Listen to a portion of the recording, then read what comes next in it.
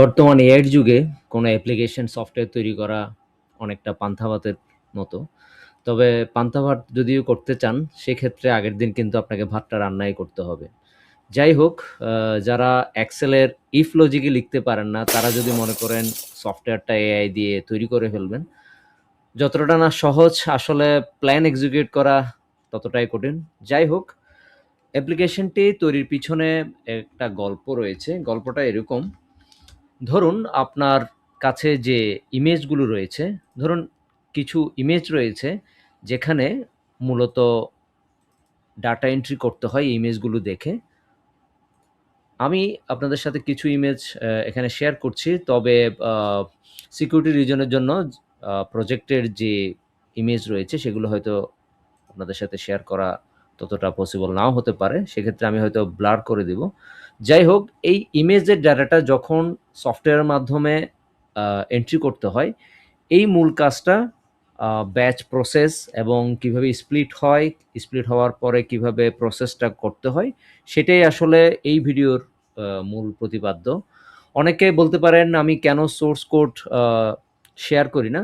যেহেতু অনেক কষ্ট করে অ্যাপ্লিকেশনগুলো তৈরি করা হয় এবং সিকিউরিটি রিজনের জন্যই কিন্তু আমি সোর্স কোডগুলো আ এখানে মানে শেয়ার করাটা খুবই আমার জন্য ডিফিকাল্ট। তবে ভিডিওটা কেন বানাই? অনেকে জিজ্ঞেস করে আমার নিশ কি? আসলে আমার কোনো নিশ নেই। বেসিক্যালি অনেক সময় বায়োডাটাতে আমরা যে আমাদের প্রোফাইলটা দিই, যে আমরা কি পারি, কি পারি না, ঠিক তদ্রূপভাবে কনটেন্ট ক্রিয়েশন এও আ বেসিক্যালি আমার যাত্রাটা ওরকমই। আমার এখনো কোনো গন্তব্য নেই। জাস্ট তৈরি করে রাখা, কোনো সময় হয়তো কাজে লাগতে পারে। আমার হয়তো কোনো পরবর্তী প্রজন্ম হয়তো এটা দেখে অনুপ্রাণিত হতে পারে। মূল লক্ষ্য এতটুকুই। যাই হোক, অনেক পেঁচাল করলাম। শুরু করছি আজকের ভিডিও।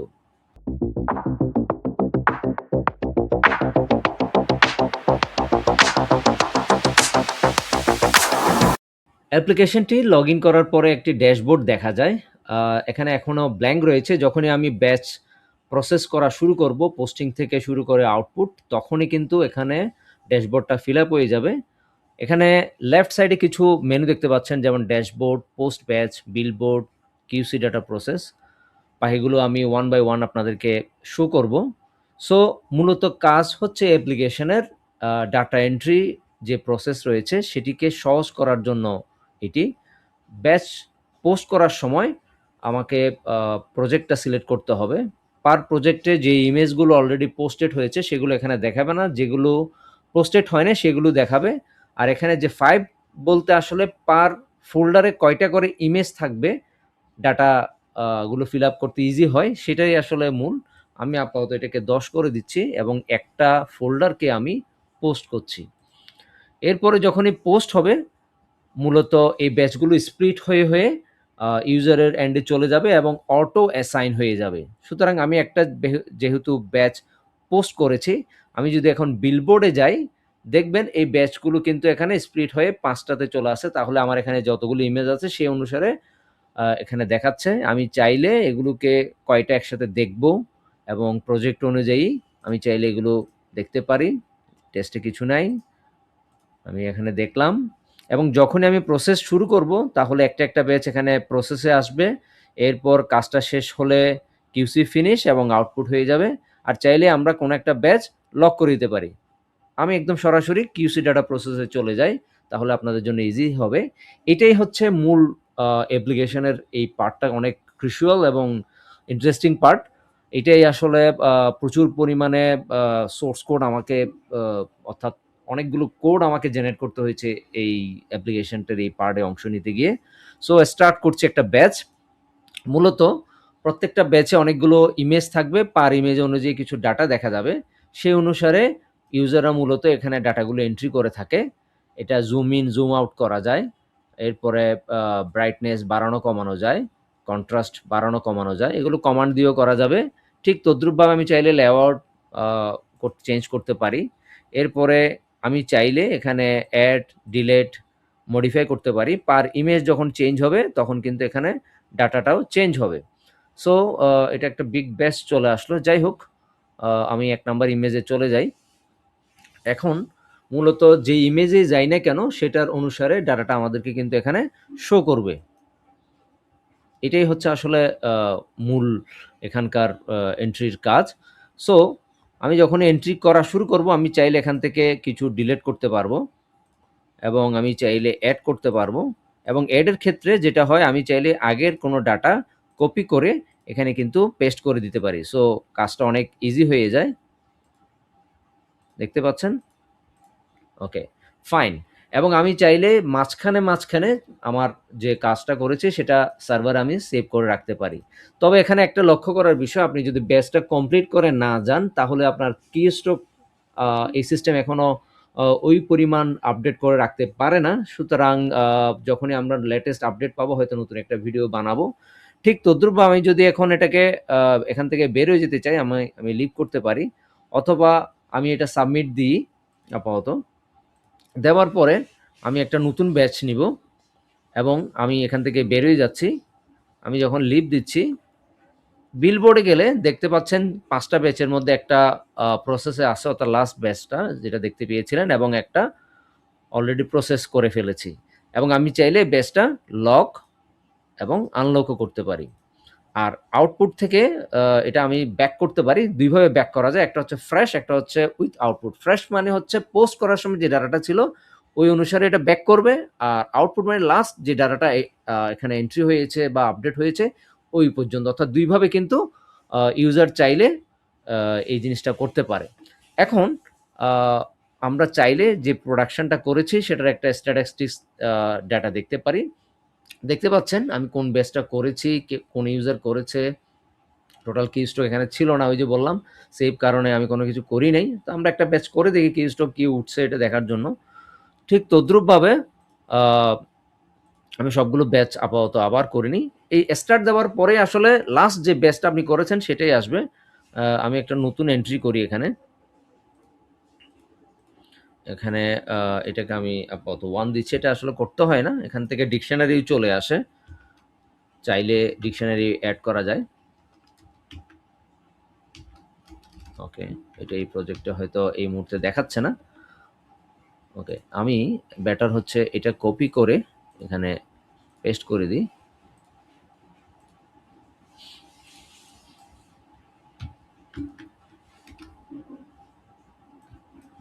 ওকে, এই যে আমি টাইপ কতটুক করছি সেটার উপর নির্ভর করেই কিন্তু এখানে ব্যাচটি প্রসেস হবে।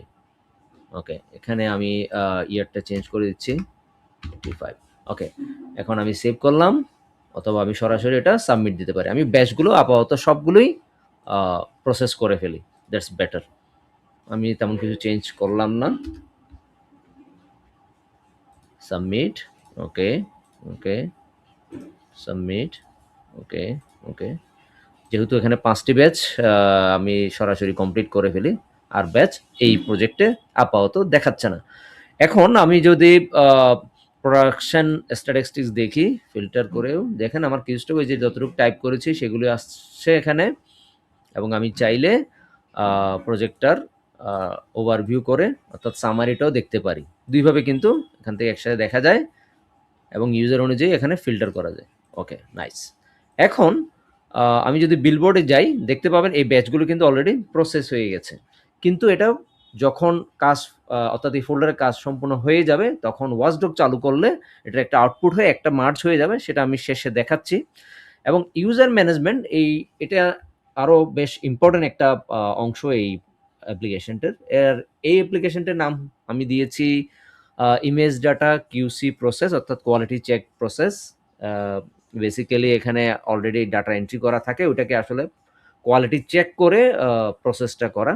এনিওয়ে, এই ইউজার কন্ট্রোলে চাইলে নতুন ইউজার তৈরি করা যায়, আগের যে ইউজার রয়েছে তাদেরকে অ্যাক্টিভ ডিঅ্যাক্টিভ করা যায়, এবং চাইলে পাসওয়ার্ডগুলো রিসেট করা যায়। ঠিক আছে? এবং যে ইউজার রয়েছে উনি চাইলে উনার পাসওয়ার্ডটাও কিন্তু সেটিং থেকে নিজের পাসওয়ার্ডটা চেঞ্জ করে নিতে পারে। সো মূলত কাজ এতটুকুই। আমরা যদি এখন ড্যাশবোর্ডে যাই, আমার যেহেতু সবগুলো কাজ কমপ্লিট হয়ে গেছে সেজন্য কিন্তু এখানে কমপ্লিটেড এটা দেখাচ্ছে। আমি একটা ব্যাচকে রিভার্স করি। ধরুন আমি এই ব্যাচটাকে প্রেস নিয়ে যাচ্ছি। এটা একদম উপরে চলে আসলো। আমি যদি ড্যাশবোর্ডে যাই দেখেন এটা কমপ্লিট হয় নাই, রেডিতে পরে আছে। আর আমি যদি ব্যাচটা আবার প্রসেস করি, শুরু হয়েছে, তখন কিন্তু কি হয় দেখেন, আমার বিলবোর্ডে এটা ইয়েলোতে, অর্থাৎ এটা এখন এই জায়গায় আছে এবং ড্যাশবোর্ডে আমার এটা প্রসেসিংয়ে দেখাচ্ছে। ঠিক আছে? তা আমি আরেকটা ব্যাচ নিয়ে আসি, তাহলে হয়তো আরেকটু ক্লিয়ার হবে। এটা ব্যাক টু ফ্রেশ। ওকে। এখন যদি আমি ড্যাশবোর্ডে যাই, দেখেন আমাকে ৩ টে দেখাচ্ছে এবং ডেট অনুযায়ী এখানে দেখাচ্ছে। নাইস। এখন আমি সবগুলো ব্যাচ আপাতত প্রসেস করে ফেলি সেইম। আমি সাবমিট করে দিচ্ছি। ওকে। আমি ৮ টা ব্যাচ নিয়ে সাবমিট করে দিচ্ছি। ফাইন। এখন আমি দেখতে পারলাম যে আমার যে যতগুলো ব্যাচ রয়েছে অলরেডি একটা ফোল্ডার ফুল হয়ে গেছে। এখন আমি আউটপুটটা চালু করার জন্য, অর্থাৎ ওয়াচডগটা চালু করব এখানে মূলত। ওয়াচডগের জন্য আলাদা প্রোগ্রাম করা আছে এবং আউটপুট হওয়ার জন্য আলাদা প্রোগ্রাম আছে। ওয়াচডগ কি করে, যে ব্যাচগুলো অলরেডি কিউসি প্রসেস হয়ে গেছে সেগুলোকে মার্জ করে মূলত একটা ফোল্ডারে নিয়ে আসে এবং আমি দেখতে পাচ্ছি অলরেডি হয়ে গেছে। এটা আমি চাইলে একটু রিফ্রেশ করলেই দেখতে পাবো এটা প্রসেসের থেকে কমপ্লিট হয়ে গেছে। এবং আমি যদি বিলবোর্ডে যাই, দেখবেন এটা আউটপুট হয়ে গেছে। নাইস। এখন এটা যে আউটপুট হয়েছে সে ব্যাচটার ভিতরে আসলে কি ঘটেছে আমরা একটু দেখি। বেসিক্যালি ব্যাচটা মার্জ হয়ে একটা ফোল্ডারে চলে এসেছে। এটা যদি আমি অল আউটপুটে যাই, এখানে দেখতে পাবো এই ব্যাচটার একটা নির্দিষ্ট ডেটে এটা মার্জ হয়ে একসাথে চলে এসেছে। সো এই অ্যাপ্লিকেশনটার মূল কাজটাই হচ্ছে সেটা, যে ব্যাচগুলো স্প্লিট করে দিবে। এরপরে আপনি প্রসেস করবেন এবং প্রসেস করার পর এটা মার্জ করে একটা ফোল্ডারে নিয়ে আসবে। সো এতটুকুই মূল বিষয়। এখানে যেটা সেটা হচ্ছে কিভাবে ব্যাচটা প্রসেস করতে হয়, একটা ফুল একটা অ্যাপ্লিকেশনের মাধ্যমে দেখানোর চেষ্টা করেছি। যদি ভিডিওটা ভালো লেগে থাকে অবশ্যই লাইক, কমেন্ট, শেয়ার করবে থাকবেন। Thank you for watching. Tata, bye bye এবং পরবর্তী ভিডিও দেখার জন্য আমন্ত্রণ। বাই বাই, ভালো থাকবেন। দেখছো নি কারবার, এখন কিন্তু কাজ করতেছে। যখনই আমি ভিডিও বানাতে যাই তখন কোনো না কোনো সমস্যা হতেই হবে। এটাই হলো জ্বালা, বড় জ্বালা।